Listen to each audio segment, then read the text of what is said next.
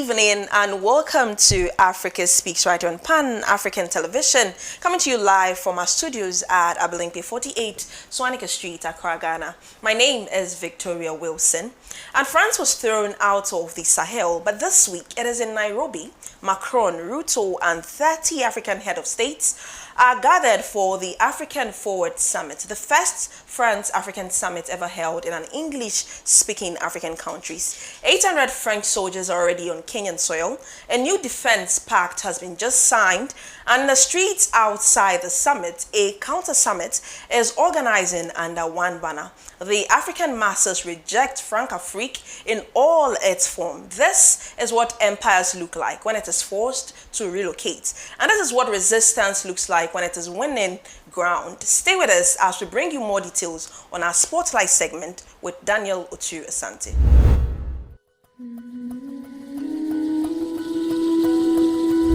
Tonight on Africa Speaks Spotlight, we focus on a political call from Nairobi, Kenya, one that is reigniting conversations about African unity, economic liberation and resistance against imperialism.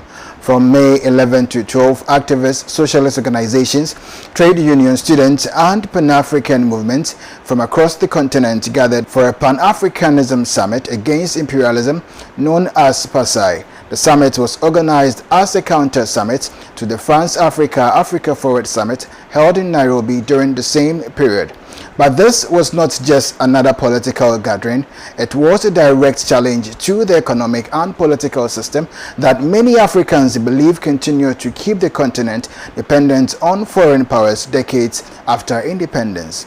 According to reports by the People's Dispatch, organizers of PASAI described the official France-Africa Summit as a rebranded offensive of imperialist recolonization. They are wary of France, which has been expelled from many parts of West Africa and has lost its standing across the continent.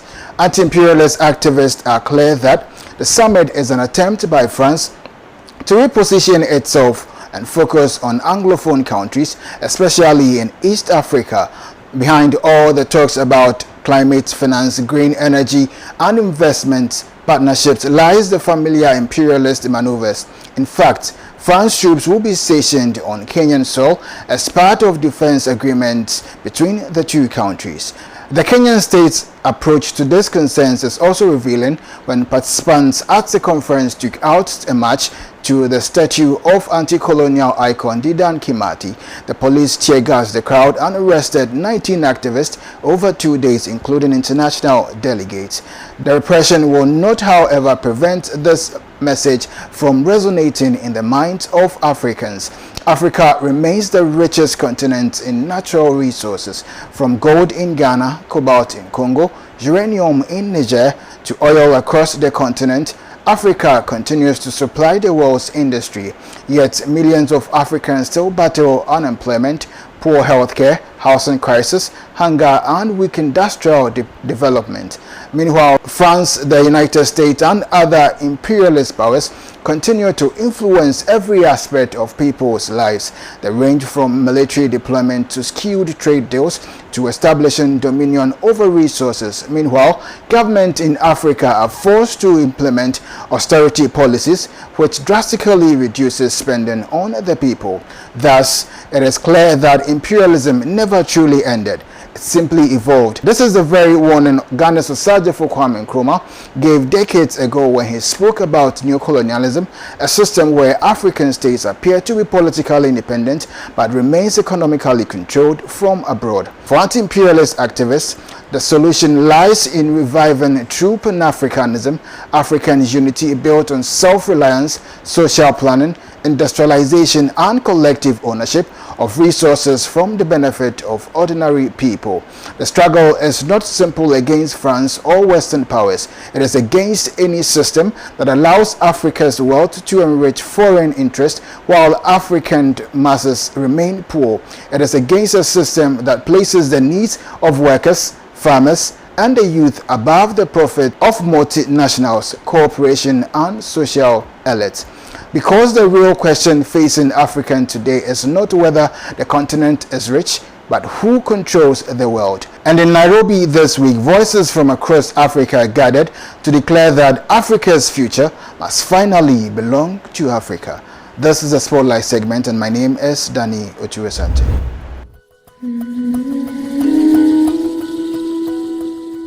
Thank you so much, Daniel Tuasante, for bringing us up to speed the happenings in Kenya. And now to understand what that movement is fighting for, we turn to one of its leading voices. Joining us is Comrade Booker Omole of the Communist Party Marxist Kenya, who has called this summit a war council of imperialism convened under the mask of diplomacy. We ask him what the movement is organizing and what Pan-African unity demands of African leaders sitting in the room with Macron today.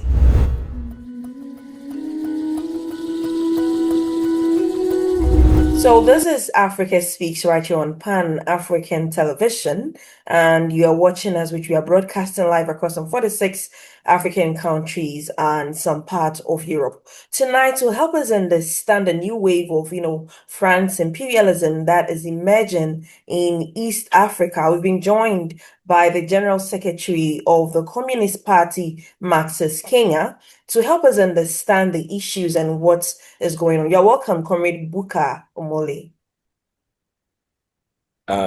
Thank you very much, Comrade, and I look forward to having a pleasant discussions, at least to bring to the fore how imperialism in general, and particularly French imperialism, continue to manifest itself in the African continent. All right, sure. So, Comrade, over the past few years, we have seen a strong pushback against France in West Africa, especially from the countries that form the alliance of the Sahel states. And it is in this context that the so-called France-African Summit is being held in Nairobi. How do you see France repositioning itself in the continent? It's important to acknowledge that imperialism changes its forms, Right. but its content remains the same. Right. So the French imperialism in the recent years has suffered humiliation. They have suffered several defeats in West Africa and the Sahel region, to be particular. Now, what you will have expected that the French will have given up their murderous and plunderous actions that has made them be chased out like dogs in the West Africa, to go back to Paris, in essence, to say clearly that the Yankees should go home. But they're not going home. What they're doing is that they're now relocating to the east coast of the African continent.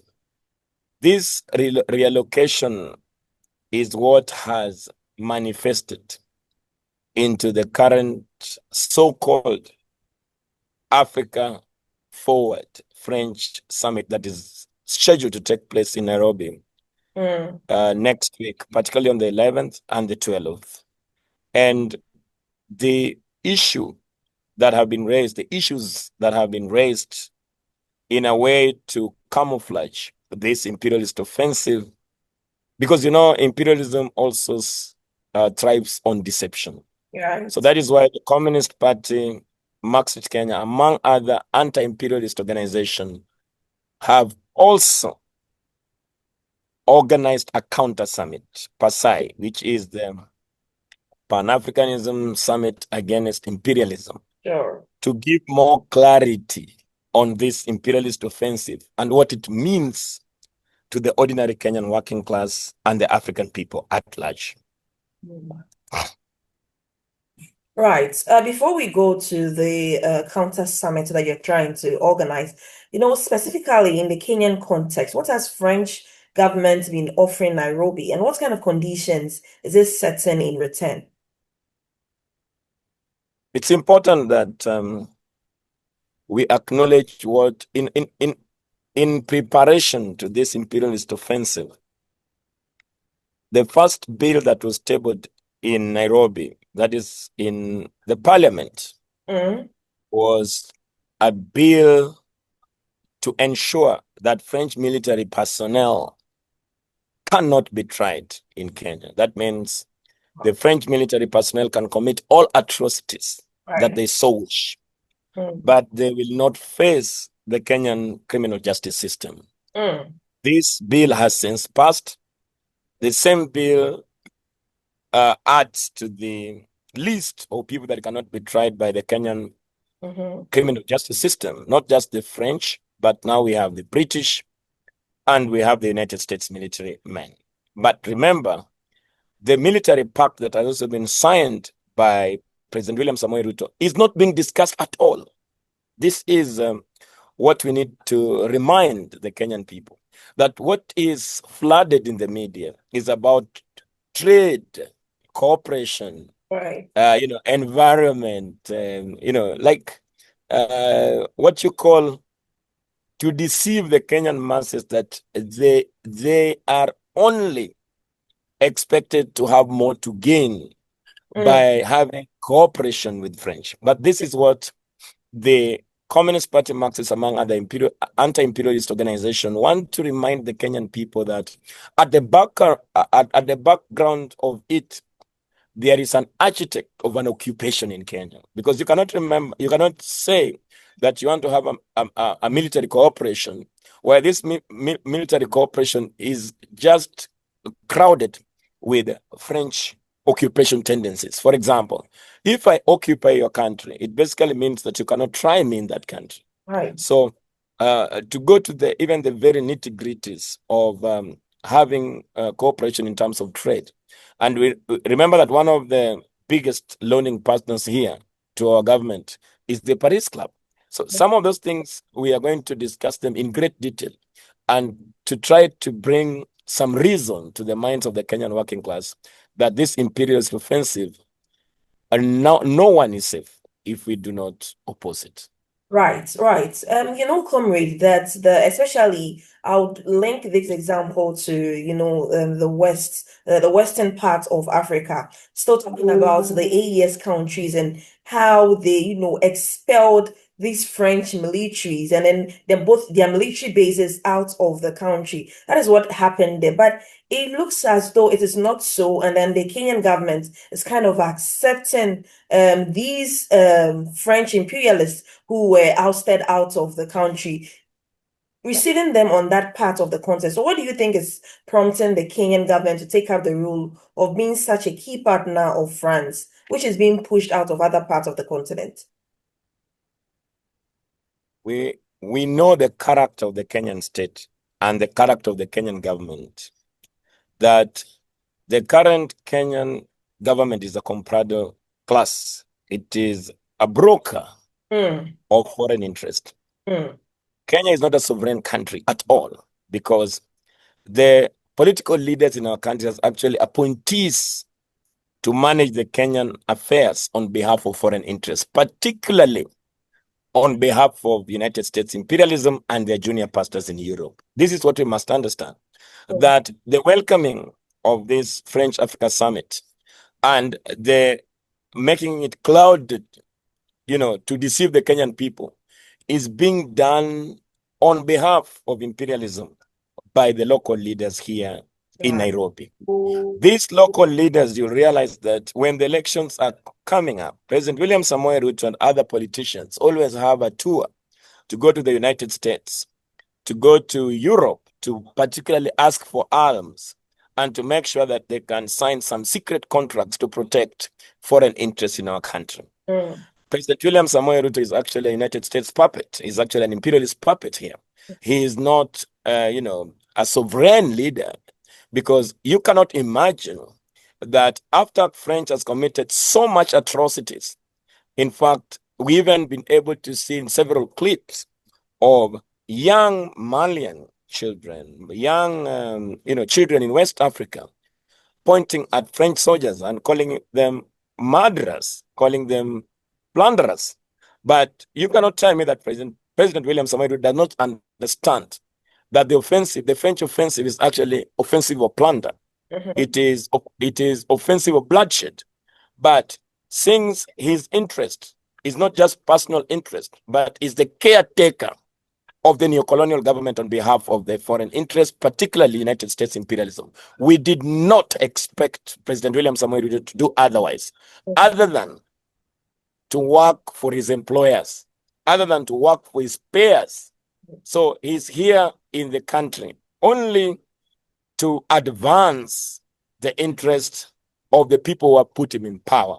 Right. So that is why for us, we always say that until the fight for sovereignty is complete under the National Democratic Revolution, then the Communist Party Marxist Kenya hold the clarity that there will be no development, or there will be no socialist construction within the ultimate win of both economic, social, and political independence of our country. All these flag independence in 1963 were actually to relaunch a caretaker government, now to rule the Kenyan people indirectly. So the French imperialists are not here as white administrators, but they have appointed black administrators to actually oversee the Kenyan affairs on their behalf. That is neocolonialism. Yeah, sure, comrade. You see that it is very sad that parts of the world, or most leaders of the African continent seem to be in bed with these imperialists. Therefore, they did not seek to advance the aspirations and wishes of the ordinary people of the various countries. Now, let's talk about the counter summit that your organization is putting together. Now, your party, the CPMK, is one of the key organizers of the counter summit, which is the Pan-Africanism Summit Against Imperialism, which is being organized in Nairobi. Can you tell us a bit about what the summit seeks to achieve? The Communist Party Marxist Kenya has identified the primary enemy for the world, the protagonist that in its presence causes chaos, bloodshed. The biggest threat to world peace is the United States imperialism. So to organize for this counter summit is also an attempt to make sure that we can consolidate an anti-imperialist front to confront the principal enemy, which is imperialism, and particularly the primary aggressor, which is the United States imperialism, and now with the French imperialism. So the counter summit that is coming to Nairobi is to declare confrontation and to tell the entire world that not everybody in Kenya has agreed to this imperialist offensive. So anything that is being portrayed in the Kenyan media as if the Kenyan people are waiting to dance and welcome Macron and his thieves from France here, it must also be demonstrated that the Communist Party Marxist and other anti-imperialist forces are offering a counterpose to such kind of offensive. The Pan-African Summit, the Pan-Africanism Summit against imperialism is coming to Nairobi, and we have invited across to 300 delegates that will be converging in Nairobi, almost the same number of delegates as the one that has been organized by President William Samoei Ruto. In fact, yesterday, as the guests started streaming into our country, we are also receiving guests, and the president is receiving guests. And what will happen is that we will have a political mobilization conference to try and debunk and counter the imperialist logic with the socialist logic, and try to bring new knowledge to the people about the real effects, devastating effects of imperialism. After that, there will be a confrontation in the street. There will be a march, to demonstrate that the French imperialism coming to our country will never know peace here. So this is what is happening, that there will be a confrontation between the anti-imperialist and imperialist forces in Nairobi street. So on the 12th, we are going to march to occupy the African French Summit, to tell them that they are not welcomed in this country, that the given plunder that has actually happened in West Africa will not be tolerated even an inch in this country. this is what will be happening next. This is what will happen, this week, as we on the 11th and the 12th, and also there will be an offensive on the 13th, which is basically an occupation of the Kenyan law, the laws, the courts, to be in solidarity with political prisoners, and particularly myself, that has been abducted severally by the state. Yeah. Okay, Comrade, you know that beyond the counter summit, what kind of a campaign must People's Movement conduct against this new French initiative? Because today they've moved from the West. Once they were cast out from the West, they moved from the West. Now it's in the eastern part of the country. You never know. Today is Nairobi. The next time it might be another country, and then they start spreading all over the continent. So how can movements across the continent push this agenda so that we tend to, counter these imperialist machinations of the French? First of all, this is a war of the weak and the most powerful. This is what must be known, that to fight imperialism can only be done through the collective resistance from below. And our message to the third world, our message to the global south, that the strength of imperialism, particularly United States imperialism as the primary aggressor, is not invincible. And if we can mobilize as far as wide through mass organizations and bring the workers and the peasants together to collectively resist the lethal power of imperialism, then somehow we can salvage this this planet from total destruction. Right. Remember, United States now is the most dangerous imperialist power because the United States is dying. It is degenerating. So it's fighting a fight to maintain its hegemony. It's fighting a fight to make sure that it can return the world to unipolarity. Yes. It is fighting not just a fight of survival, because definitely, just like the Spanish Empire or the great powers of Britain, they fell. The United States must also accept either to fall in dignity or burn the whole planet through nukes. Because at the very end of it, the United States billionaires or dominance class have not accepted that the power has shifted greatly and they cannot win now any war, not just militarily, but even the propaganda war that they have been driving on to kill in the name of human rights and democracy has now been debunked. In fact, their offensive in Palestine has been able to expose the United States pretense about the international law, about human rights, about democracy. So everybody now looks at United States as aggressor, so we will continue to advance this and remind the Kenyan people that the people who murdered Gaddafi are coming home. They are coming to Nairobi. The killers of Gaddafi, French imperialists, are the bombers of Tripoli.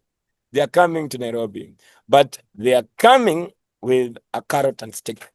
They are coming with bombs under the table, but with only smiles across the table. This is what we must tell the Kenyan people. And before too long, there will be a confrontation. And we know that for a fact, imperialism has reached a level that now it has to be defeated through collective resistance. So there is no hope for French imperialism here in East Africa. They will be shattered and defeated, even more humiliated, like they were when committing atrocities for many years in West Africa, and particularly Sahel region. Right. Thank you very much, Comrade Booker. Imperialism indeed is on the rampage, and definitely it will fall with our collective fight and our collective struggle. Thank you very much. We are glad having you today. A luta continua. We know for a fact that victory is certain. Sure. Thank you. And to all our viewers, please remember to support the PASAI conference.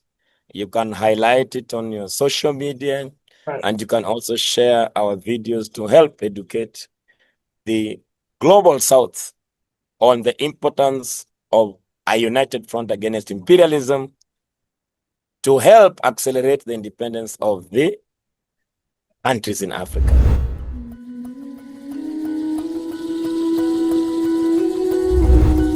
Those were insightful conversations out there. Now, from the strategy of the movement, we turn now to those who have already pushed fronts out.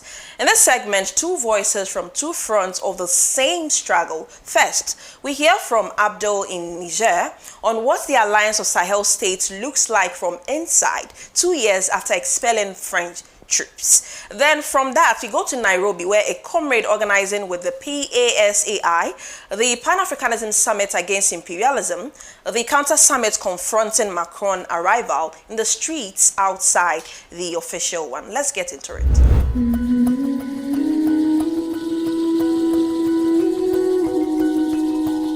Tenter de répondre en une seule fois.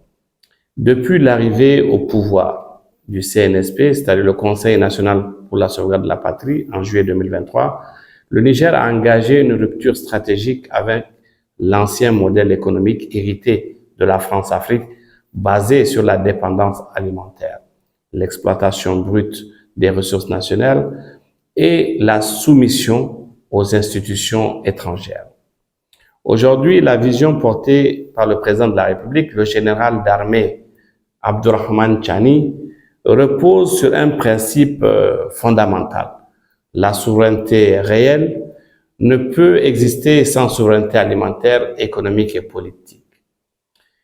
Dans ce cadre, l'un des projets les plus emblématiques est le programme de la grande irrigation, notamment dans la production du riz. Ce projet tient tellement à cœur le général d'armée Abdourahmane Chani que c'est lui-même qui le suit. Ce programme représente bien plus qu'un projet agricole. C'est un projet révolutionnaire de libération économique nationale. Alors, pendant des décennies, malgré les immenses potentialités du fleuve Niger, qui traverse notre pays sur 550 km, et des terres irrigables, notre pays dépendait massivement d'importations de riz, de blé et de maïs. Cette dépendance fragilisait notre souveraineté et exposer notre peuple aux crises internationales et aux pressions étrangères. Alors, les militaires du CNSP ont donc décidé de renverser cette logique. Le programme de grande irrigation vise à moderniser, à réhabiliter de gros périmètres, des périmètres aménagés, plus de 21 000 hectares de nouvelles terres agricoles, mais également réhabiliter environ 10 000 hectares existants afin de réduire de 50% les importations de céréales d'ici 2027. Ce programme s'appuie sur plusieurs axes concrets. Alors, premièrement, on peut dire la maîtrise de l'eau grâce aux aménagements hydro-agricoles. Ensuite, on peut parler de la réhabilitation des périmètres abandonnés. On peut citer également le soutien direct aux producteurs locaux, mais également, il ne faut pas oublier la promotion du riz nigérien. Et pour finir, on peut surtout dire qu'il y a une mobilisation patriotique nationale autour de cette souveraineté alimentaire. D'ailleurs, nous avons vu plusieurs fois le général d'armée Abdourahmane Chani lui-même visiter plusieurs sites agricoles comme ceux de Difa et Sagia afin de suivre personnellement l'évolution des travaux. Ce qui est important ici, c'est que pour la première fois depuis longtemps, je dirais même très longtemps, l'agriculture n'est plus considérée comme un simple secteur social secondaire, mais comme une question stratégique de sécurité nationale. Le général d'armée Abdourahmane Chani a même déclaré que grâce aux efforts des producteurs et du programme de la grande irrigation, le Niger n'a pas connu de véritable période de soudure en 2025. Avec des produits alimentaires disponibles à des prix relativement accessibles aux populations. Cette dynamique de renouveau national ne vient pas uniquement de l'État. Elle repose également sur l'implication du peuple, c'est-à-dire c'est une implication populaire. Les paysans, les coopératives agricoles, les travailleurs et les femmes transformatrices et les jeunes jouent un rôle central dans cette révolution économique. Les femmes notamment dans les filières de transformation et de commercialisation du riz local participent activement à la relocalisation de l'économie nationale. Les coopératives rizicoles deviennent des espaces de patriotisme et surtout de révolution, je dirais bien, pour changer un peu la donne. Les citoyens comprennent aujourd'hui que consommer nigérien est devenu un acte de souveraineté.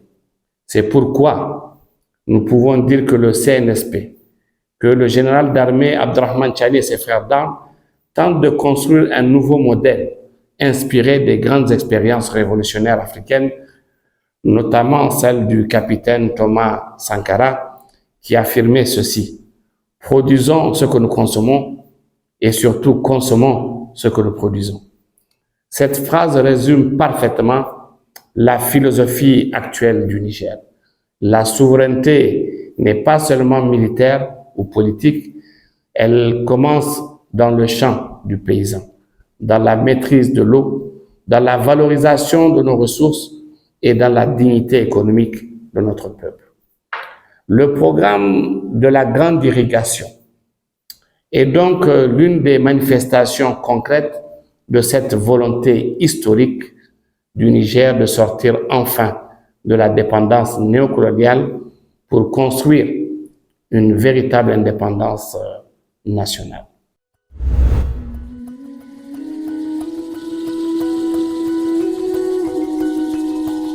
So today we are here, comrades, at the center of Nairobi to protest against French imperialism in Kenya. After its defeat in the Sahel region, France is trying to reposition itself in the East African region. And today we are here to reject all the economic deals that have been signed and also to continue saying that we don't want military bases here in Kenya.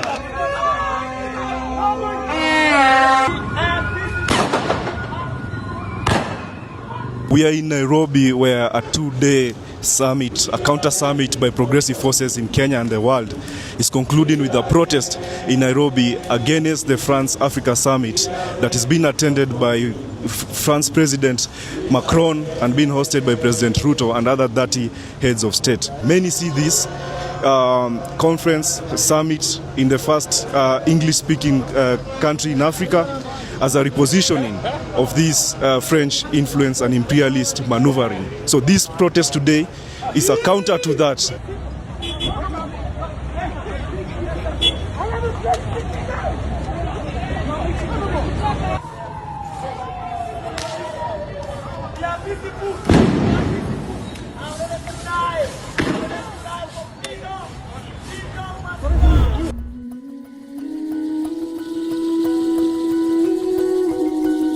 Let's continue with our dispatches from Africa, where in South Africa there's been a rise in xenophobic attack on African migrants in Johannesburg and Cape Town. And Ghana, Nigeria and Kenya have summoned South African diplomats. How does a country whose liberation was sheltered by the rest of Africa now hunt fellow Africans? And in Accra, Ghana has walked away from a $109 million health deal, rejecting Washington's demand for access to its national health data. Zimbabwe refused the same last year, and Zambia is next. The price was finally named out loud. Let's get into the details.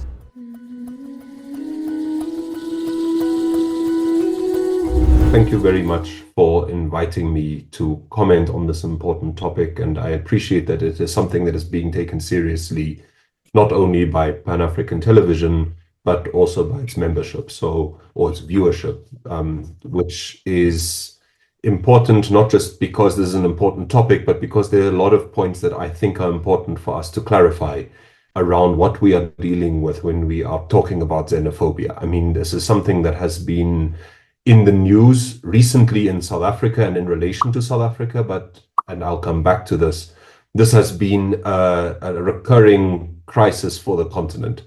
Because, I mean, the first point that I want to make is that when you talk about this term xenophobia, which is very technically is concerned with a fear of strangers or foreigners, is a much broader category than what we are really dealing with. Because if you look at it, for the most part, the people that are being targeted, that are being victimized and brutalized in the kind of wave of what is called xenophobia are largely migrant workers that are of African origin and certainly are of a working class background.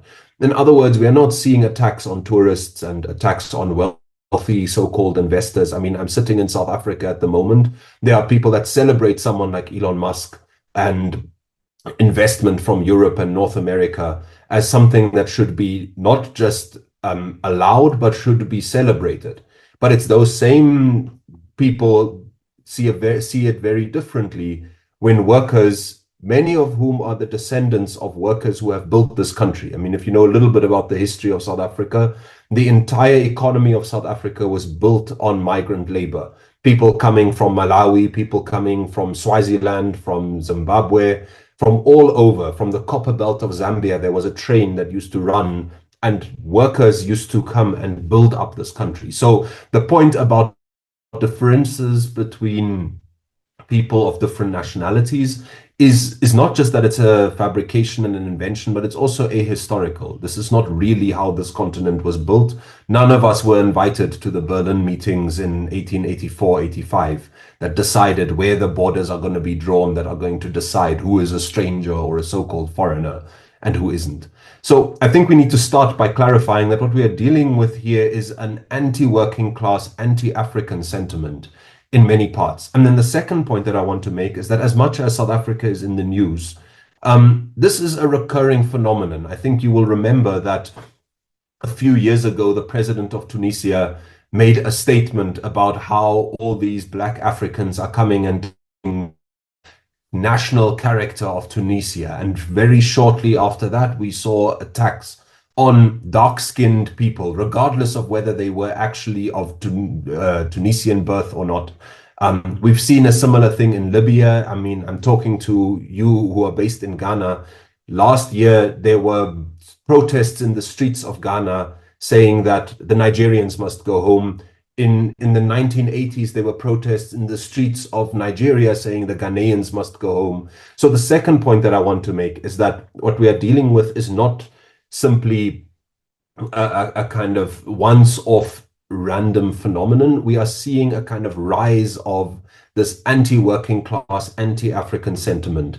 You might have seen that there was a person who happens to have been born in Ghana who was working in South Africa. He hadn't done anything wrong, who was being targeted and asked to produce papers, and he in fact produced them and was then told, no, we don't believe that these are correct papers, and was being humiliated in a way that is embarrassing to anyone to see. And this was done in a context where people are increasingly suffering, and no one is denying the challenges facing our communities, not just in South Africa, but across the continent. But what we are saying is that we need to not be confused about what is the cause of the real challenges that we face. Because if you look at the problem of unemployment in South Africa, it's over 40% of the population is unemployed. The total population of people that were not born in South Africa is less than 4%. The false solution that is being advanced by several groups that says you are able to fix the country by removing not foreigners in general, but specifically our fellow African workers. If you got rid of them, then everything will be fine. This is not just that is morally reprehensible, it is anti-Pan-Africanist, it is anti-historical. There's many reasons why this is an incorrect position. But most importantly, it's a false solution to a problem of capitalism. The problem of unemployment, the problems of poverty, the problems of inequality are not caused by people based on the fact that they were or were not born in South Africa. This is the product of neoliberal capitalism that has failed to provide solutions to the problems that are confronting our societies. So the scapegoating of people, many of whom are workers, like I said, who are migrants, who are just as, if not more, oppressed and exploited as the people that are being turned against them, is one of the biggest challenges that we are confronting. So it's important to call a spade a spade. What we are dealing with here is not some generalized xenophobia. This is, number one, the crisis of capitalism and imperialism and neocolonialism in our respective countries is making people correctly angry about their suffering. People are looking for places where they can place that anger. Opportunistic forces are trying to point at migrant fellow workers, particularly workers from Africa, who are being targeted and or are being scapegoated as the problem.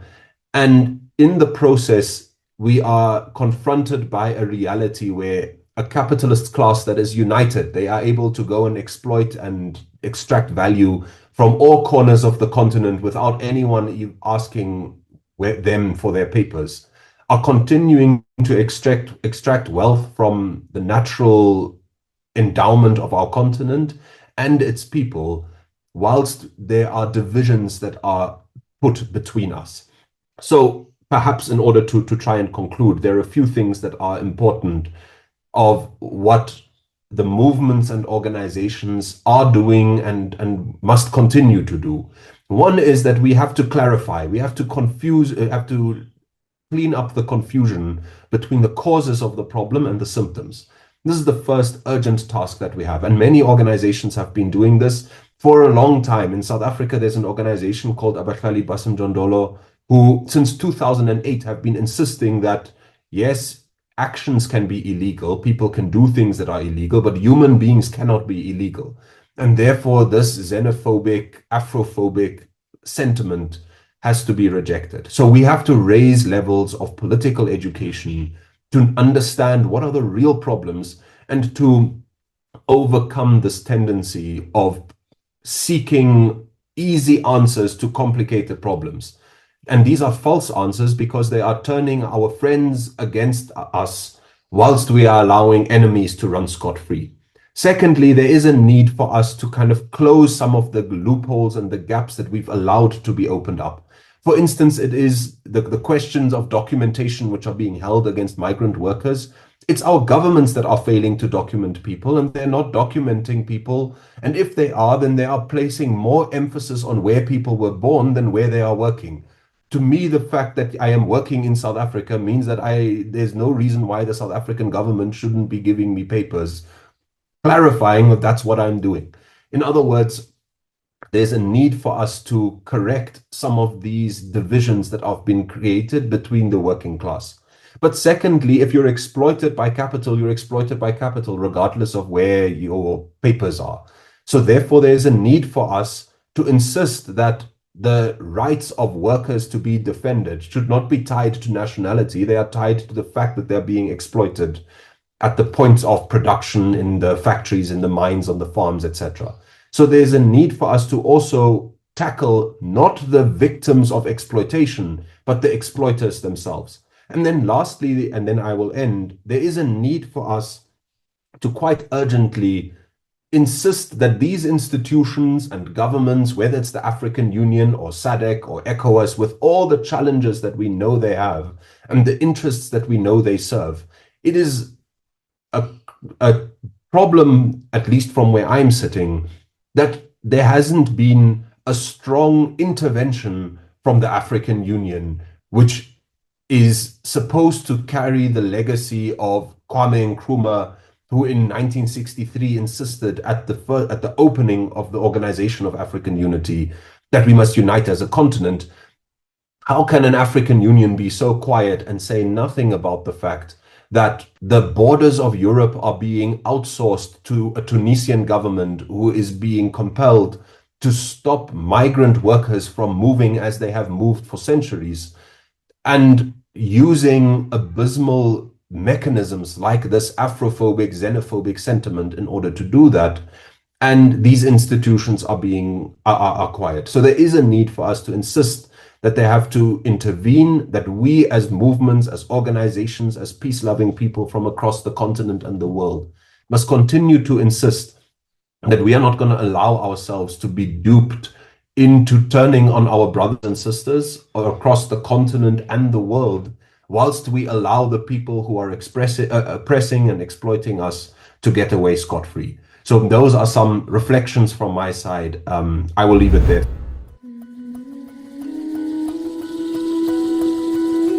Okay, thank you very much for having me on your show.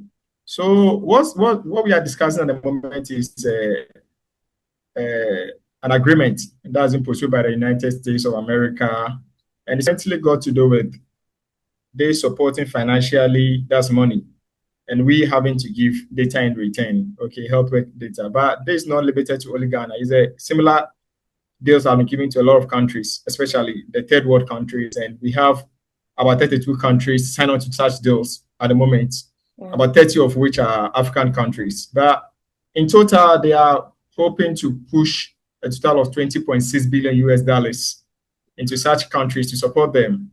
And US is supposed to pay $12.5 million of this amount, and there's remaining $7.5 million supposed to come, billion dollars to come in the form of co-investments with these countries. And all these are under the newly formed, or probably the new policy of United States aid that they give. They used to use this US aid, that the United States Agency for International Development, where they used to help these countries a lot. But after Trump came on as president, there's a new administration and new ways of doing things. And they now pursue what they call the America First Global Health Strategy, in which US probably proposes what they want, and they are very selfish about it. And on the other side, they think they want to help the receiving countries to also play more active role and also contribute to us, and in the long term lead to self-sufficiency. But this is a deal that they're pushing down our throat, and it's not the best. In the case of Ghana, they are wishing to invest a total of $109 million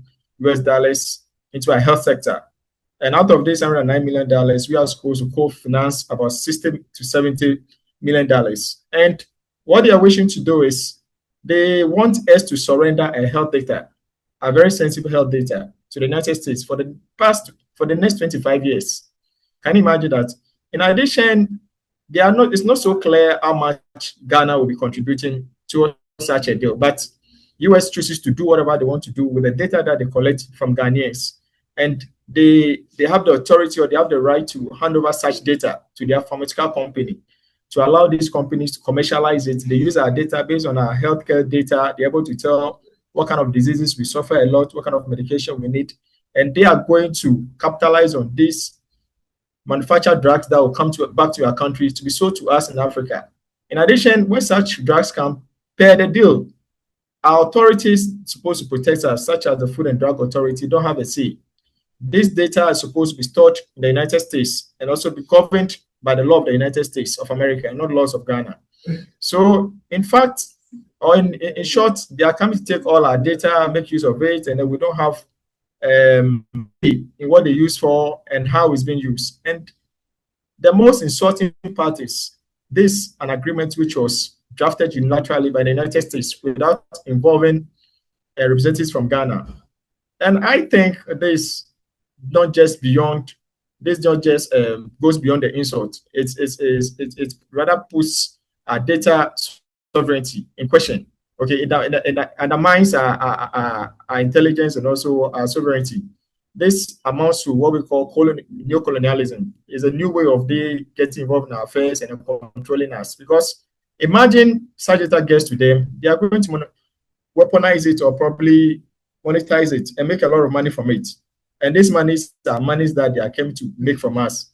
We are going to suffer thereof, and the generations of Ghanaians unborn also are also going to suffer. And what's happening is the privacy of the Ghanaian patients has been breached. We as medical doctors, when you are involved in a patient or taking history, this is supposed to be something very sensitive, something that you're not supposed to probably release to the second person, not even spouse or parents or even caretakers, without the person's permission. So this comes as a huge affront to we Ghanaians. Currently, Ghana government is saying a big no. The US government was pushing so hard and gave the deadline of 24th of April for Ghana government to agree to. Ghana government wants the deal to be revisited. So we are seeing a big no. And this, I think, is a good thing. It's a good thing from the government of Ghana. We shouldn't allow the United States to determine how we go about it just by virtue of the little money they push to us. This money that we can invest in infrastructure. But beyond that, the long term, we are going to lose big time. Luckily for us now, the National Health Insurance Scheme levy at the National Insurance Authority levy had been uncapped. So whatever comes from the National Health Insurance goes back into investments into the health sector. So I think eventually we'll get there as a country. We are accepting this deal amounts to we becoming very dependent on them, and then also exposes very sensitive data. Beyond that, it limits Ghana's ability to regulate its own data, as I said earlier. There's also a big issue of national security, because imagine currently everything is about data. Okay, if we're able to mobilize resources on an unlikely event of a pandemic, okay, like we had in COVID or any other ones that we probably have to fight, we have to get the number of patients distribution across the country, number of health workers distributed around the country, the data we have. So based on that, we're able to probably share the resources to be able to fight that pandemic. But imagine the data we need, our own data that we need to make such decisions to effectively combat such pandemics under the control of a foreign country. And they also bring control by the laws of that country. They are stored there, they are lost control there. They determine when they are going to release our own data for us. Do you think we'll be in the best position to take the right decisions? And there's a major issue that we should probably think about. And the positive side of probably returning or turning down this proposal is a strong message, okay, a strong statement to the United States that we're not going to allow ourselves to be used, okay, to be neocolonized. Right. Besides that, it calls for us to strengthen our own systems, okay. We have to find very innovative ways of financing health. We may have to invest back into our local capacity by doing a lot of training, a lot of infrastructure, and also develop very solid policies that are going to help us. Moving forward, I think we'll look more of economic independence, because just the mere independence is not going to help. If you call yourself independent and yet you are not economically empowered, that's when you have such deals being thrown at you and then push down your through such insults. So in summary, I think this is a very bad deal, and it's a big insult to a sovereign country like Ghana. It borders on data or digital sovereignty as well as trust issues. Okay, and I think it's good that the government of Ghana has rejected this deal. We shouldn't stop there. We should take our own future into our own hands, and then develop very innovative ways and very reliable and sustainable ways of financing our own health. God bless our nation, Ghana. May God make us great and strong. And now let's continue with our word of the day. Our word this week is resistance, the thread that runs through every story we have followed, what it means, where it lives, and how we tell it apart from its imitations. Let's hear it.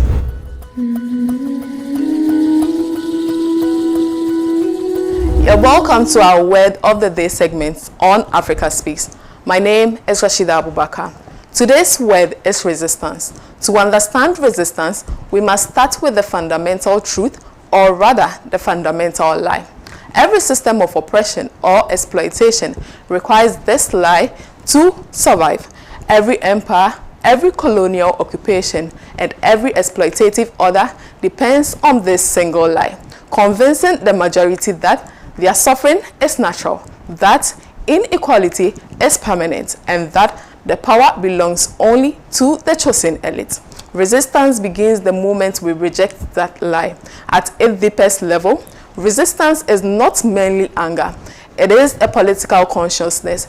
It is the awakening that occurs when a worker realizes their labor creates wealth they would never own. When the farmer sees fertile land feeding foreign markets while local children go hungry. When the youth understands that unemployment is not a personal failure, but a systematic outcome designed to enrich a few while abandoning the many. Exploitation has changed its language. Today, that legacy lives on in a bold contemporary form. For example, in the alliance of the Sahel state, Mali, Burkina Faso, and Niger, we are witnessing patriotic revolutions and anti-imperialist resistance. The formation of the AES represents the rejection of a neo-colonial military and economic framework. These popular forces, supported by majority of the people, are organizing to demand economic and territorial sovereignty, questioning the status of the CFA francs, and insisting that security partnership must respect national dignity rather than serve foreign interests. The power of organized labor resistance is found in the growth of national trade unions across African continent, from the National Union of Metal Workers of South Africa to Ghana Trade Union Congress. Workers are moving beyond simple wage disputes. They are organizing against the privatization of essential services, proving that when the wheels of industry stop, the power of the people begins. Peasant movements like Mvuata in Tanzania are resisting agribusiness models that are forcing farmers into debt and independency on foreign seeds and GMOs. By reclaiming food sovereignty, these organized small-scale farmers are asserting that the right to control over our food system is more important than the right to profit. In Kenya, in response to France's pivot to East Africa through the 2026 France-Africa Summit, the Pan-Africanism Summit Against Imperialism is direct resistance to this imperialist offensive. As our great revolutionary leader taught us, Nkrumah on the dangers of neocolonialism, Sankara on the necessity of self-reliance, and Cabral on the transformation of material conditions. Liberation is more than just changing a flag. Resistance is not only marching in the streets and picketing at the embassy. It is organizing at our workplace together with educating, agitating, and building consciousness in our communities. Imagination is integral to resistance. We must imagine an Africa where our resources feed our people first, where our healthcare is a concrete right and not a commodity, and where the majority of our people shape the heartbeat of the continent. Without vision, resistance is just rage. With vision, that rage can be transformed into a blueprint for a new and necessary world, built on a principle of Pan-Africanism and socialism. I am Rashida Abubakar. Organize your community, project your dignity, and remember, resistance begins when you stop accepting injustice as a natural order of life.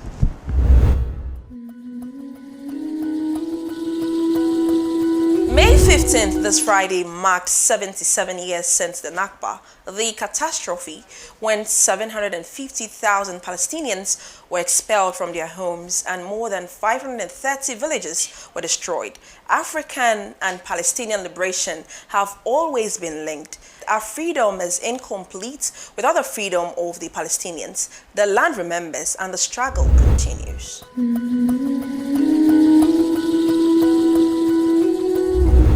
On May 15th, Palestinians across the world marked the anniversary of the Nakba, a project of ethnic cleansing in 1948 when hundreds of thousands were expelled from their homeland. The word Nakba means catastrophe or disaster, and to this day it resonates widely among the people of Palestine. In 1948, as the State of Israel was being formed, Israeli militants attacked several villages and towns in historic Palestine. Over 150 150,000 Palestinians were killed and over 800,000 were expelled or forced to flee their homes. Entire villages were depopulated, towns emptied, and families scattered across refugee camps in Gaza, the West Bank, Lebanon, Syria, and Jordan. According to some estimates, the Israeli militias are responsible for the ethnic cleansing of more than 500 Palestinian villages and towns in a few days' time, causing one of the largest and perhaps the longest refugee crisis in human history.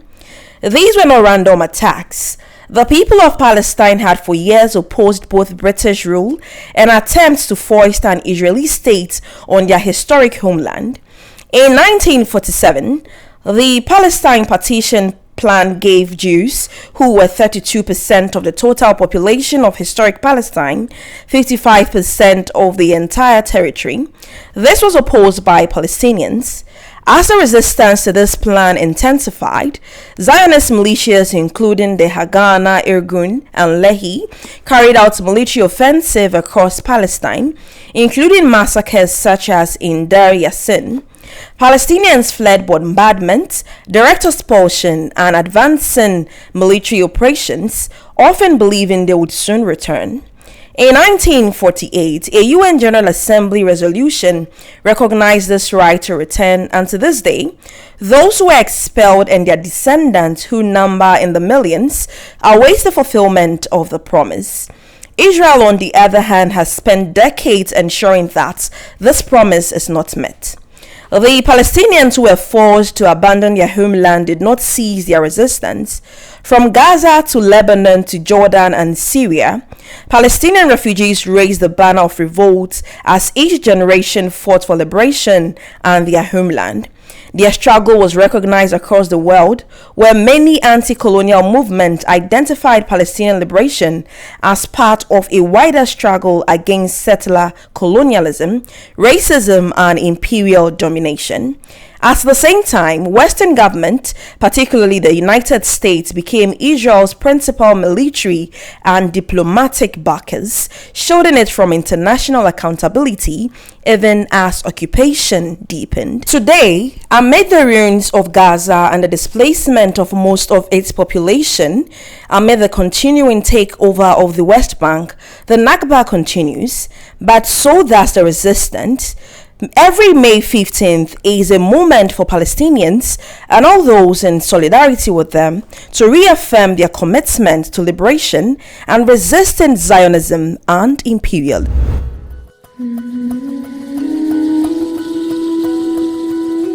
And that does it for this week's edition of Africa Speaks right here on Pan-African Television. France was pushed out of the Sahel and is now negotiating in Nairobi. Ghana refused the price of its own health data. The AES is building something new on the ground. The order does not want to give up. And in Palestine, 77 years on, the keys are still being held. Empire is in retreat, but retreat is not defeat. It is relocation. The work is to meet it wherever it lands. So until next time, organize where you stand, defend the land, and remember, Africa must speak and Africa must be heard. My name is Victoria Wilson. Have a good evening.